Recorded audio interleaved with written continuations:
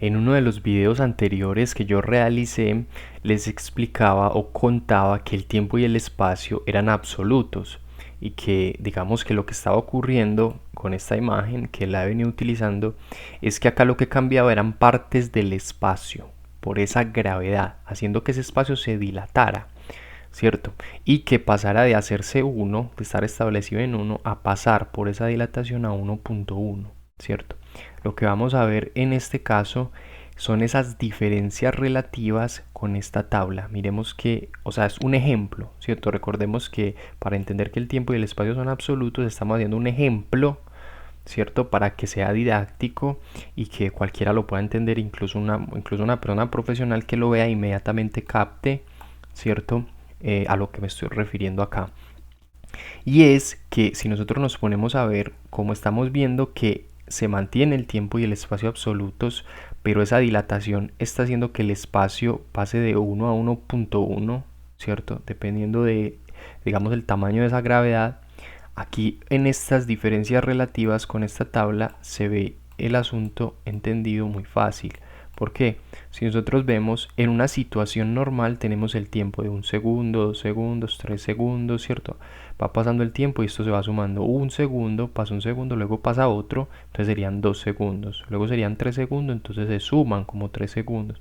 Luego pasa otro, serían 4 segundos, así 5 segundos, etcétera, ¿cierto? Entonces acá distancia recorrida, en la distancia pasaría eso, si pasa un segundo, pues pasó un espacio de tiempo, si pasaron 2 segundos, pasan dos espacios de tiempo, pero como acá el asunto cambia, ¿cierto? Que se volvió 1.1, el espacio dilatado por la gravedad, entonces miremos lo que pasa, aquí tenemos ese 1.1, pero entonces ¿qué le faltó? Un segundo, ¿cierto? Le faltó un segundo a la velocidad de la luz para alcanzar todo este recorrido. Entonces, ¿qué está mostrando?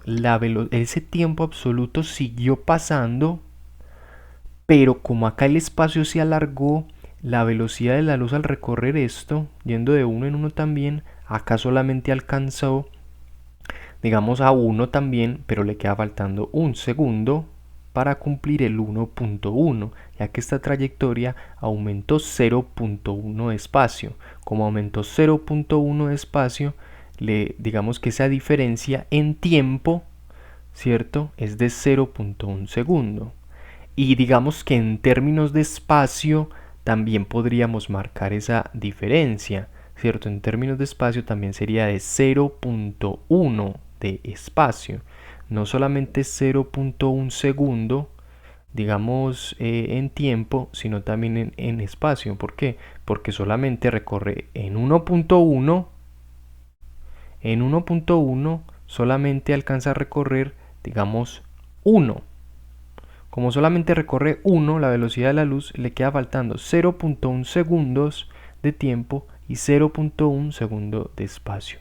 Entonces, en esta tabla que está mostrando, digamos que esta tabla aquí podríamos agregarle otro espacio, otro lugar y poner esas diferencias en tiempo, digamos, no, diferencias en lo que tiene que ver con el espacio, que sería -1 de espacio, o sea que le quedó faltando recorrer 1 de espacio por cada cosa avanzada. Por ejemplo, si llega hasta acá, o sea, lo que logre avanzar hasta acá de este trayecto normal que estaba dividido en 1, lo que estaría mostrando es que ya no simplemente sería 1, 0.1, sino que avanza otro 1 y le faltaría 0.2, ¿cierto? 0.2 de espacio y 0.2 de segundos, ¿cierto? Es decir, en el trayecto normal recorre 1 por 1, 1 de tiempo por 1 de espacio, pero en el trayecto dilatado sigue, como es absoluto, sigue recorriendo 1, pero como el espacio se dilató, entonces le queda faltando 0.1 segundo en el primero de tiempo y 0.1 segundo de espacio. Aquí solamente está mostrando el tiempo, 0.1 segundo de tiempo, y podríamos poner acá el 0.1 segundos de espacio, ¿cierto? Y así sucesivamente 0.2 segundos de espacio cada vez que esto avance, ¿cierto? Entonces esto es una manera, digamos, para verlo con una tabla que nos quede más fácil, ya que acá estaríamos mostrando la situación normal. 1 por 1, en 2 pues recorre 2, en 3 recorre 3, en 4 recorre 4, en 5 segundos de tiempo recorre 5 de espacio, en 6 segundos de tiempo recorre 6 de espacio, pero como se dilata en 1.1, al andar 1.1 le queda faltando pues 1, ¿cierto? No solamente de tiempo, sino también que aquí podríamos poner 1 de espacio, ¿cierto? O podríamos simplemente utilizar esta tabla, pero aquí agregarle tiempo y espacio, ¿verdad? S y E, o sea que le falta 0.1 segundo y E, que sería espacio, ¿cierto?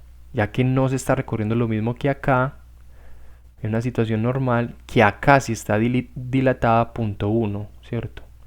Entonces esto es lo que le quedaría faltando en términos de tiempo y lo podríamos agregar acá el espacio como 0.1 de E también, o sea, de espacio que le quedó faltando por esta dilatación. Entonces es muy interesante porque aquí lo que haríamos es que esta tabla, ¿cierto? Sería una tabla para medir esas diferencias relativas, ¿cierto? Recordemos que acá le podemos poner la del espacio para que nos quede solamente como un tiempo relativo al tiempo de lo que le quedó faltando, sino que también podamos hablar de un espacio relativo al tiempo. Entonces es muy interesante, ¿por qué? Porque miremos que no es un asunto ficcional, sino que realmente nosotros podemos sacar esos tiempos y espacios relativos de cómo estarían quedando, digamos, en este caso el fenómeno de la velocidad de la luz al pasar por digamos, la Tierra y asumir los efectos gravitacionales de la Tierra. Entonces es muy interesante, ¿por qué? Porque acá nosotros vamos a ver de manera literal y palpable y con unos números muy sencillos cómo estaría funcionando ese tiempo absoluto y cómo realmente está quedando, digamos, ese espacio dilatado, que ya no es de 1, sino de 1.1, lo que estaría pasando entonces con la velocidad de la luz ahí asumiendo esa dilatación, que vendría a ser ese tiempo relativo al tiempo absoluto, ¿cierto? Que sería de menos 0.1 segundo que le quedó faltando y de espacio menos 0.1 de espacio. Esto es muy viable, esta manera de hacer los ejemplos es muy viable. ¿Por qué? Porque lo que nos está mostrando es el hecho de que podemos mostrar con estas tablas, ilustrar la existencia del tiempo y el espacio absoluto y medirlo, porque literalmente estamos utilizando acá una medición con números sencillos y estamos probando de manera simple, digamos, que realmente ese tiempo y espacio absoluto existen y cómo quedarían enmarcados entonces eso que yo estaría diciendo de que existen más bien unos tiempos y unos espacios relativos. Entonces aquí estaríamos viendo el tiempo relativo que está faltando de menos un segundo y ya vimos que de espacio podemos agregar otra tabla aquí, ¿cierto? Una columna y aquí poner menos 0.1 de espacio también, ¿cierto? O escribirlo acá agregando no solamente diferencia de tiempo, sino tiempo y espacio, que sería menos un segundo y menos un segundo de espacio, que es lo que le faltaría porque ya el espacio dilatado es de 1.1 cuando vimos que en una condición normal es simplemente de un espacio. Entonces, como hay que asumir esta dilatación, como hay que asumirla, pues esto es lo que quedaría faltando en términos de tiempo y también, recordemos, podemos ponerlo en términos de espacio.